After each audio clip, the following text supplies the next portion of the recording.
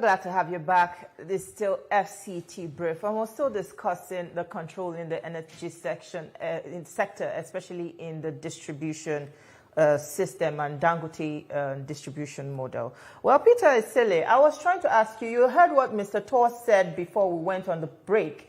Getting this product directly is a problem. There is also talk about poor truck coordination at this pickup stations. Don't you think this should be addressed? All these salient issues should be addressed before we even look at, boiling down to the downstream sector. Thank you very much. Let me also address some of the things he had highlighted. First, he made reference that I think IPMAN's position is that they are afraid. They are afraid. That's what is underneath it. They are worried about what is to come.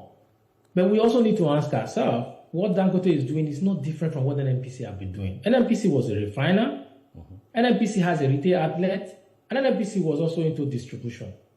So when NNPC was doing all of this, nobody says it was a monopoly. And NNPC was also very, very inefficient.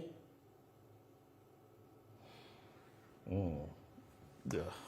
I think we'll come back to Mr. Esele, but you heard what he said, that IPMAN seems to be expressing fear. And, this is what NNPC had been doing before Dangote came into the picture. So why does IPMAN have that, or a sense of fear in this case? Well, I wish he would have ended this thing. But let me tell you, IPMAN has no fear at all, because we have the number. We are in the business. And that is where we survive. What we are saying is, any business without competition, you are heading to somewhere else. Dangote is a producer, a refiner of this product. Good. He's going to have a good, huge volume that we pull out.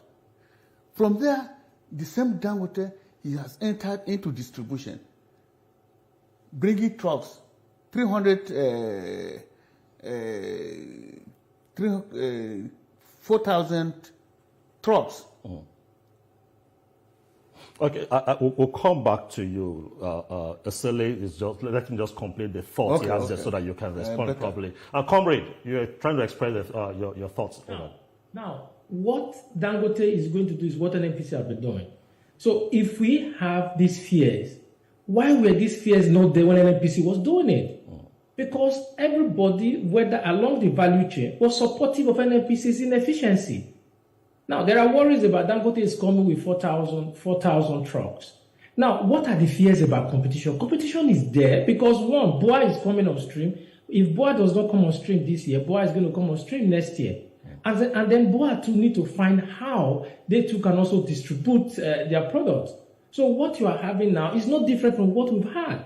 But what I'm happy about is that there is going to be a competition that will be beneficial to the ordinary Nigerians. Now, these are the three things that I look at in what Dangote is doing. First, Dangote is going to create employment. That's one. Second, you are going to have competition because BOA is going to come on stream. And then Dangote, because he borrowed those money to build that refinery, is going to ensure that there is efficiency. There's going to be efficiency in the system. And then thirdly, Dangote refinery is going to help us save FX.